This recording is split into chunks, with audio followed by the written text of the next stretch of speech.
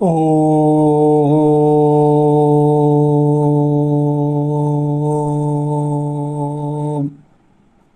एक कैमरामैन, दसों दिशाओं से कैमरा लग गया।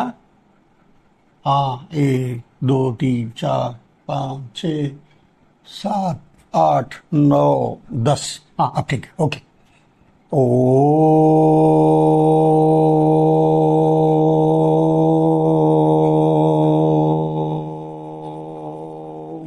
रुक रुक रुक रुक रुक।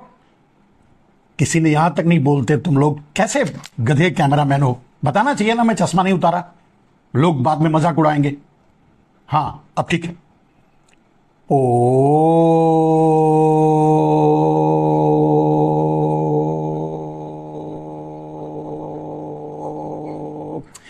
अरे पीछे से कोई ले भाई, पीछे से भी तो ठीक है। ओ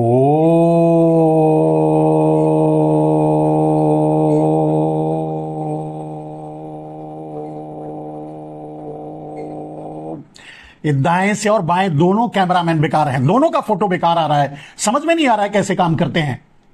ठीक है, हाँ, थोड़ा और आगे, थोड़ा और आगे। हाँ, ये सही है, ये ऊपर वाला कैमरा बराबर है। हाँ ठीक है, चल ठीक, ओके ओके। ओ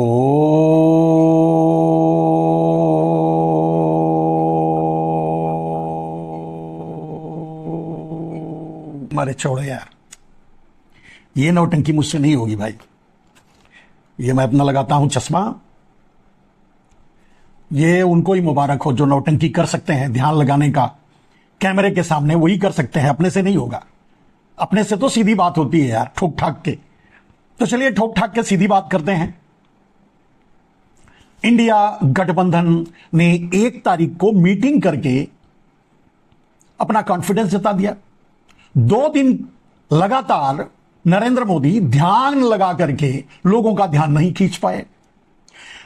अंतिम चरण 7वें चरण के चुनाव पर जितना असर नरेंद्र मोदी के ध्यान का नहीं पड़ा, उससे कहीं ज्यादा असर इंडिया गठबंधन के ठीक उसी दिन मीटिंग का पड़ा।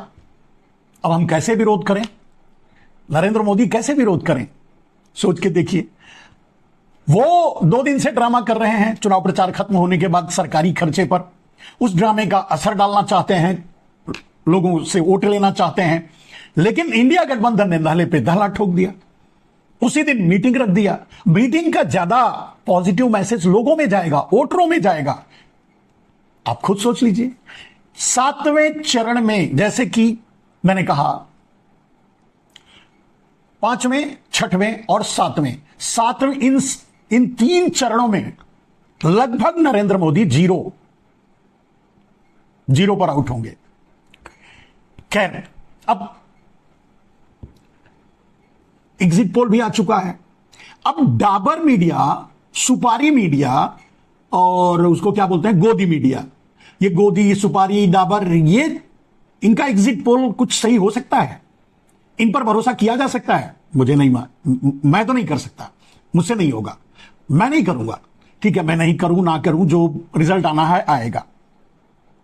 मोदी जी ने अपने सारे हथकंडे अपनाए अपने आप को बचाने के लिए।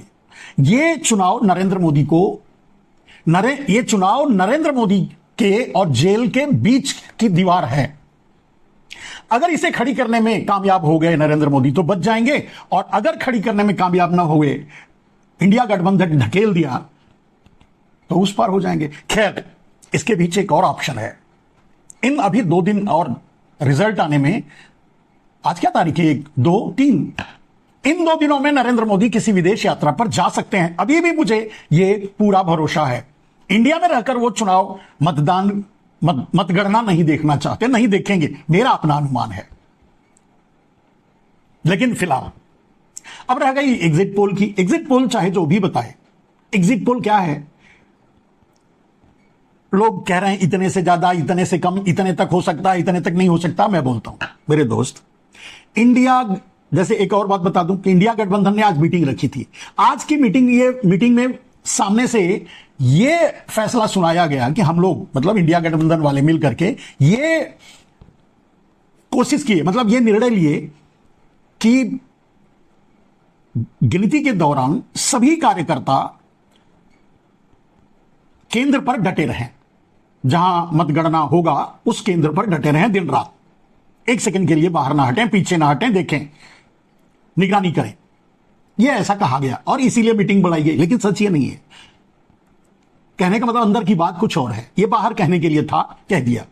इसके बारे में भी बात हुई, यह भी सच है। लेकिन इसके से अलग हट करके सच यह है कि इंडिया गठबंधन ने आज निर्णय ले लिया कि राहुल गांधी ही प्रधानमंत्री होंगे।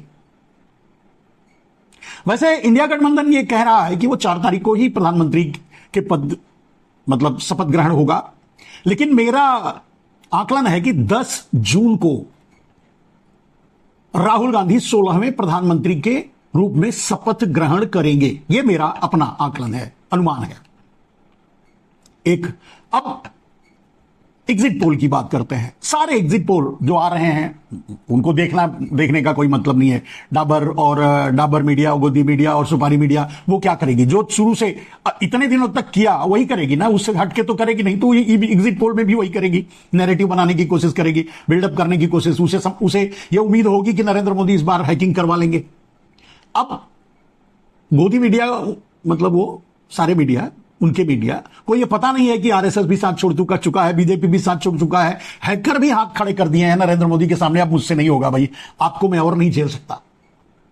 हैकर भी नरेंद्र मोदी का साथ देने से मना कर दिए हैं। तो चलिए, ये सारी बातें हैं। इन सारी बातों के बीच तो रिजल्ट क्या है आप पूछेंगे। चलिए, अनुमान क्या है? अरे अनुमान को छोड़ दीजिए, मैं डिक्लेयर्ड सीट बता रहा हूं इंडिया गठबंधन को कितना आएगा। आप भी सुनकर चौंक जाएंगे। इंडिया गठबंधन को 331 सीट इंडिया गठबंधन को मिल रहा है। अभी जो प्री पोल अलायंस है उसकी बात कर रहा हूं। आफ्टर विनिंग यानी सरकार बनाने के टाइम पे इंडिया गठबंधन 400 के पार रहेगा। जो नरेंद्र मोदी ने नारा लगाया था 400 का, उसके पार पहुंच जाएगा शपथ ग्रहण करते करते। यह बात आप लिख कर रख लीजिए। लेकिन मैं यह नहीं कह रहा हूं कि प्लस और माइनस, नो। 331 सीट इंडिया गठबंधन को मिलेगा, नो प्लस नो माइनस, ना एक ज्यादा ना एक कम। प्री पोल अलायंस की बात मैं कर रहा हूं सिर्फ। पोस्ट पोल अलायंस जो बनेगा आगे, जैसे नीतीश कुमार भाग के आ जाएंगे और साझीराम माझीराम कौन है वो भी भाग के आ जाएंगे, उधर शिवसेना एक हो जाएगी, उधर एनसीपी एक हो जाएगी, इधर से क्या है वो टीडीपी है शायद, हाँ वो आ जाएंगी, नवीन पटनायक उधर से आ जाएंगे। ये पोस्ट पोल अलायंस बनेगा, यानी सरकार 400 प्लस पर बनेगी। यही नारा नरेंद्र मोदी ने दिया था, 400 पार, अब की बार 400 पार। यह नारा नरेंद्र मोदी ने इंडिया गठबंधन के लिए ही दिया था और ये होकर रहेगा। अब रह गई बात, मैंने कोई एग्जम्पशन नहीं किया है, कैलकुलेशन पे मेरा कोई अनुमान और कम हो सकता है, ज्यादा हो सकता है, नहीं। मैं एकदम से क्लियर 331 इंडिया गठबंधन को 331 सीट मिलेगा। लिख करके रख लीजिए, इस वीडियो को सेव कर लीजिएगा। अभी आप शेयर ना करें, अभी आप विश्वास ना करें, अभी लाइक ना करें, अभी हमारे चैनल को ज्वाइन ना करें तो बाद में कर लीजिएगा जरूर, क्योंकि उससे लोगों तक बात पहुंचेगी। कम से कम लोग मेरे बारे में तो समझ जाएंगे ना कि मैं जो कहता रहा हूं वो होता रहा है। और अब तक तो यही हुआ, कम से कम नरेंद्र मोदी के बारे में जो भी मेरा अनुमान रहा हमेशा सही रहा है।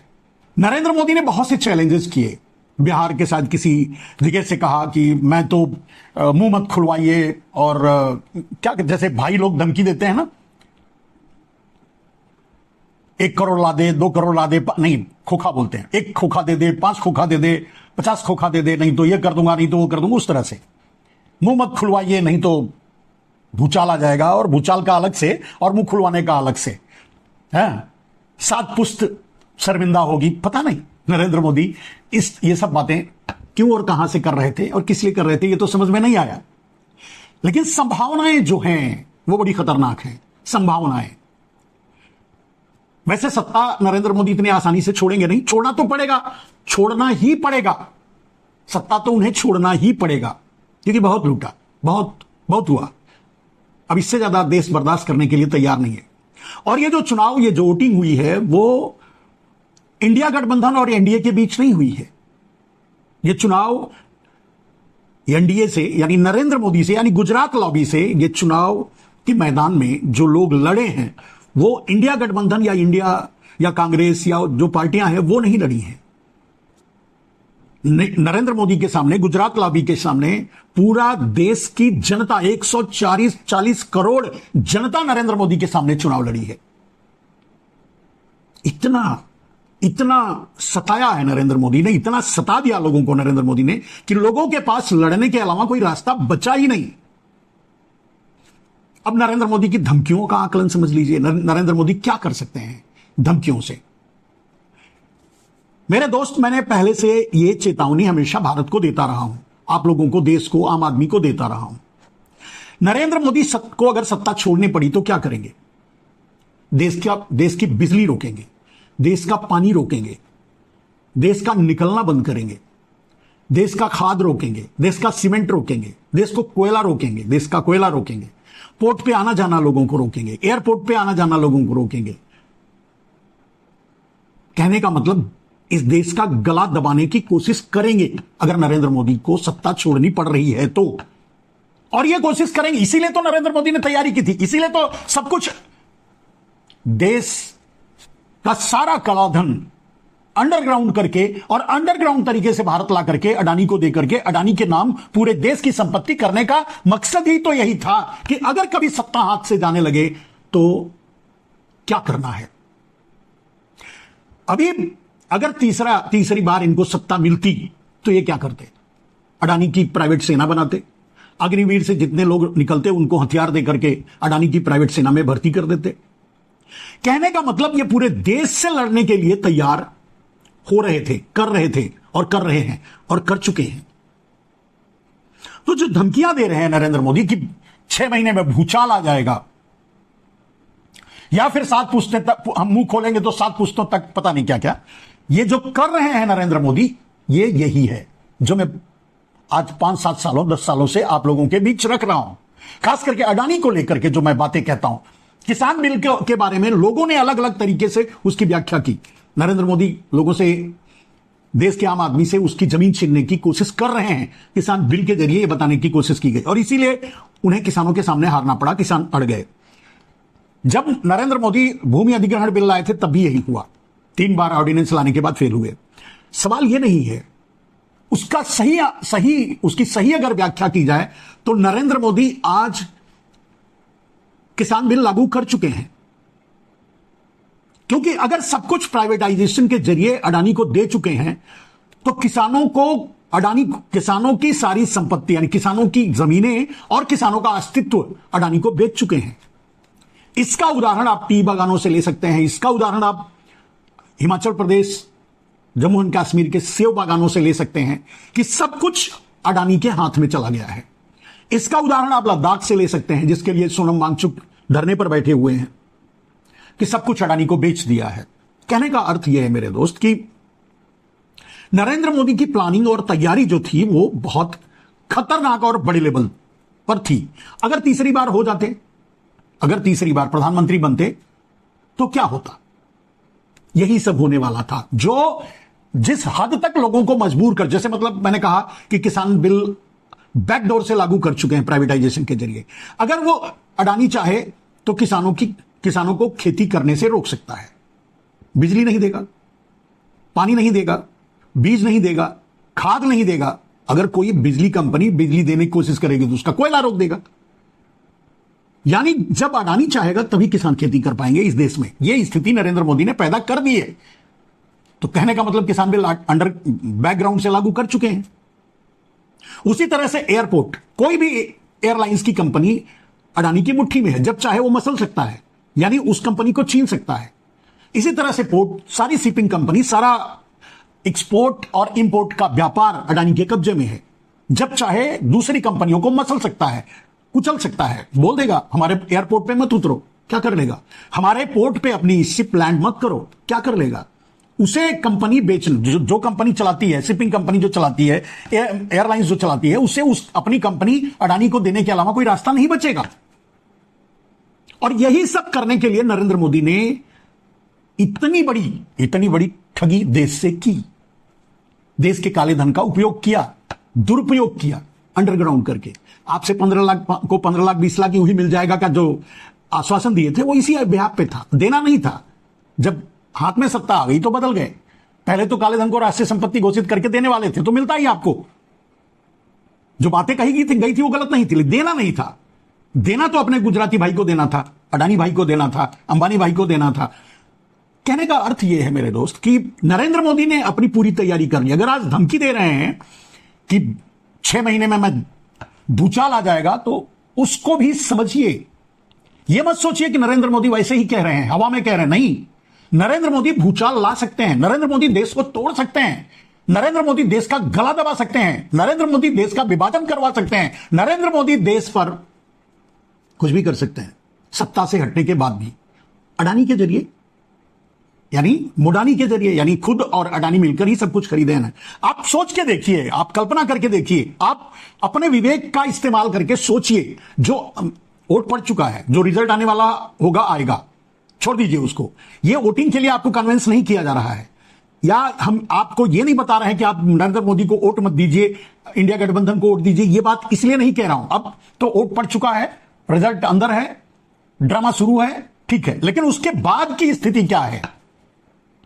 अगर नरेंद्र मोदी सत्ता से हट रहे हैं नरेंद्र मोदी, लेकिन सत्ता से हटने के बाद कितनी मुसीबत खड़ा करेंगे इस देश पर, इसके लिए पूरे देश को तैयार रहना होगा। वो पूरे देश की बिजली काट सकते हैं, मैंने यूं ही नहीं कहा। वो पूरे देश के जो रोड बन रहा है, जो रेल बन रहा है, जो अंडरग्राउंड मेट्रो बन रहा है, जो बिल्डिंगें बन रही हैं, कंस्ट्रक्शन बन रहा है, सीमेंट ही रोक देगा। सबका सब सीमेंट कंपनियां उसके हाथ में है, अडानी के। नहीं बेचेगा, कुछ दिनों तक रोक देगा, उतने में ही भारी पड़ जाएगा। इतने मजदूर खड़े हो जाएंगे। अब सोच के देखो, नरेंद्र मोदी अगर चाहें, नरेंद्र मोदी और अडानी चाहेंगे, वोट पड़ चुका है, अब इसके बाद की बात कर रहा हूं। नरेंद्र मोदी की सत्ता जा रही है, इसके बाद की बात कर रहा हूं।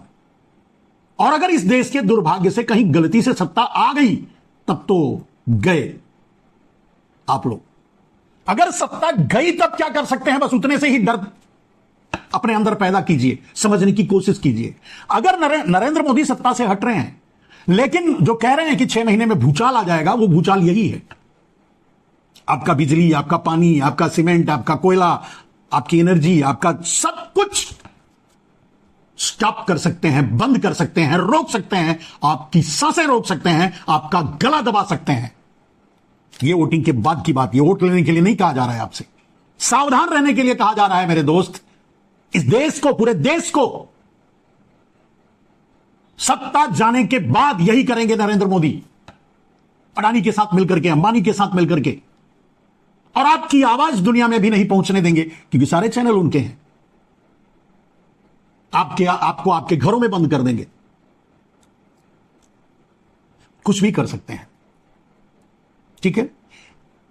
इस कुछ भी नरेंद्र मोदी की इस धमकी को कि नरेंद्र मोदी 6 महीने के अंदर भूचाल ला देंगे, इस धमकी को हल्के से नहीं लेना है इस देश को।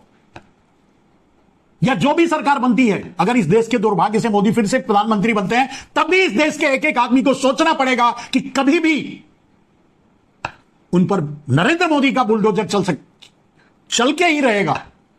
यह याद रखना, यह मत भूलना। अगर सरकार बन गई, नहीं बनी, तो आपको सावधान रहने की जरूरत है, आपको सतर्क रहने की जरूरत है।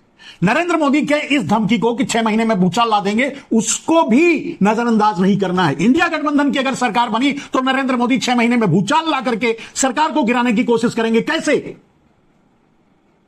ऐसे ही एयरपोर्ट से आपका आना जाना रोक देंगे, बिजली से आप नहीं लेने देंगे, कोयला नहीं देंगे, सीमेंट नहीं देंगे, खाद्यान्न नहीं देंगे, कृषि संयंत्र नहीं, सब कुछ नरेंद्र मोदी ने। पोर्ट से आपको जाने नहीं देंगे, आपका माल नहीं जाने देंगे, एयरपोर्ट से आपको नहीं जाने देंगे कहीं यहां से वहां। सारी कंपनियों को का गला दबाकर सारी कंपनियों पर कब्जा कर लेंगे। सोच के देखिए, नरेंद्र मोदी ने यूं ही धमकी नहीं दी है। गंभीरता से उनकी धमकी पर विचार कीजिए, सतर्क रहिए, देश को संभालिए। और इंडिया गठबंधन की सरकार बनने के बाद भी पूरे देश को अलर्ट मोड पे रहना पड़ेगा, सावधान मोड पे रहना पड़ेगा। नरेंद्र मोदी की उस धमकी को 1 सेकंड के लिए भूलना नहीं पड़ेगा। भूले तो गए। क्यों? नरेंद्र मोदी ने इतनी बड़ी धमकी कैसे दी, क्यों दी, कहां से दी? सोच के देखिए।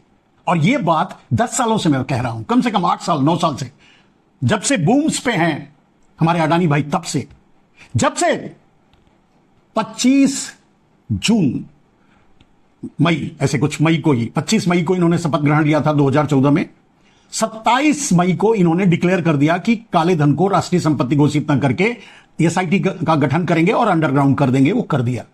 तब से नरेंद्र मोदी का विरोध करते हुए ये बातें मैं कह रहा हूं, तब से मैं ये बता रहा हूं कि सारी ब्लैक मनी नरेंद्र मोदी अडानी को देंगे, अडानी के जरिए पूरे देश के इंफ्रास्ट्रक्चर को खरीदेंगे, इस देश पर कब्जा करेंगे, इस देश के साथ अन्याय करेंगे। ये सारी बातें मैं 10 साल से कह रहा हूं मेरे दोस्त, और वो आज सब आपके सामने है। नरेंद्र मोदी को इतना साहस कि वो सीधे पूरे देश को चैलेंज करें, धमकी दें, इतना आसान नहीं है। ये सच है। बच के रहिए।